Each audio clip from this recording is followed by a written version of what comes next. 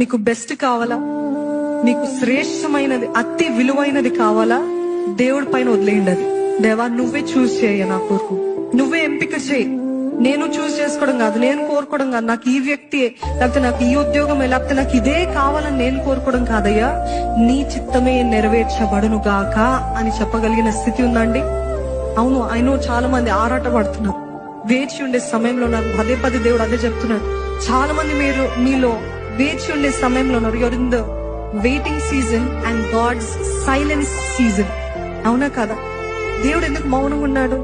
దేవుడు నన్ను ఇంకెందుకు ఇంతకాలం వేచి ఉండమంటున్నాడు? నాకు అర్థం కావట్లేదు అని డిస్కరేజ్మెంట్ వచ్చేస్తుంది. అన్నిటికంటే కష్టమైనది ఏంటి తెలుసా అండి? దేవుడు మౌనంగా ఉన్నప్పుడు ఆయన పైన ఆధారపడి ఉండటము కష్టము. నమ్ముతున్నారా?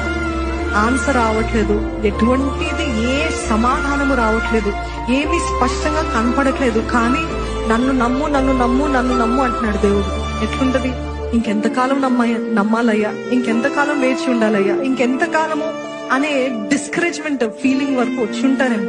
కానీ దేవుడు ఏమంటున్నాడు తెలుసా? నా చిత్తాన్ని నువ్వు నమ్ముతున్నట్లయితే నేను నీకు అతి శ్రేష్టమైనదే ఇస్తాను, కానీ నీకు తక్కువైనది నేను ఏది కీడు చేయను అంటున్నాడండి దేవుడు. Leave the best, leave the choice to God and he will give you the best.